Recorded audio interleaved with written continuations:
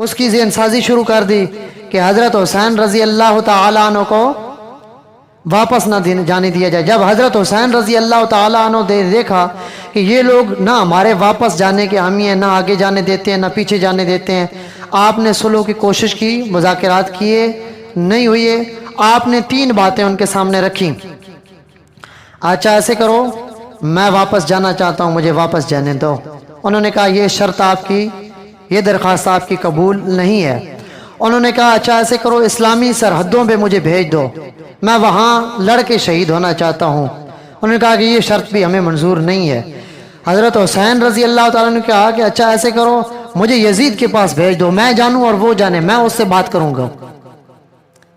آپ کے اہل و عیال بھی ساتھ تھے۔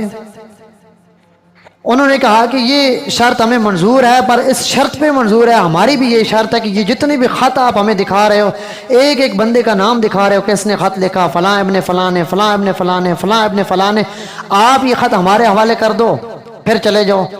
حضرت حسین رضی اللہ تعالیٰ نے کہا کہ ایسے تو میں بھی نہیں کرتا، یہ خط میں لے کے جاؤں گا اور یزید کو دکھاؤں گا، اور اس بات پہ میں اس سے مذاکرات کروں گا اور بات کروں گا کہ یہ کوفہ والوں نے یہ کیا اور میرے ساتھ اب یہ کرنا چاہ رہے ہیں، میں تو بتاؤں گا۔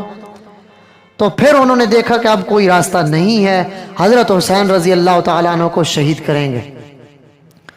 تو ان بدبختوں نے حضرت حسین رضی اللہ تعالیٰ عنہ کے قریباً خاندان نبوت میں سے 20 آدمی، 21 آدمی خاندان نبوت میں سے، آپ کا ایک معصوم شہزادہ بھی، انتہائی غمناک المناک حادثہ ہے اور شہادت ہے۔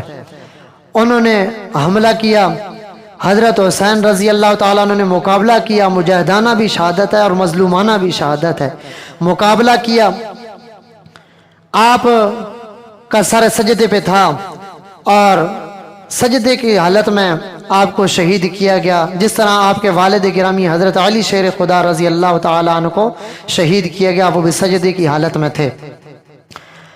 تو اس طرح انہوں نے اپنی جان افرین کے سامنے پیش کر دی۔ یوں وہ رب العالمین کے پاس گئے، مسکرا رہے تھے، ڈٹ کے کھڑے تھے میدان میں، اور میدان کربلا میں اس امت کو یہ سبق دے رہے تھے کہ دیکھو نواسہ رسول آج حق کی خاطر، آج حق کا ساتھ دینے کے لیے، آج مظلوموں کا ساتھ دینے کے لیے آیا تھا، اور جھکا نہیں ہے، بکا نہیں ہے، ڈٹا ہے، اور اپنی جان کا نذرانہ اس امت کے لیے پیش کر کے جا رہا ہے اور اس دین کو زندہ کر کے جا رہا ہے۔ اس لیے حسین کی اس سنت کو یاد رکھنا، حسین دین کو مٹا نہیں، حسین دین کو زندہ کر کے جا رہا ہے، اس لیے کہیں بھی میرے نانے کے دین کو مٹنے مت دینا۔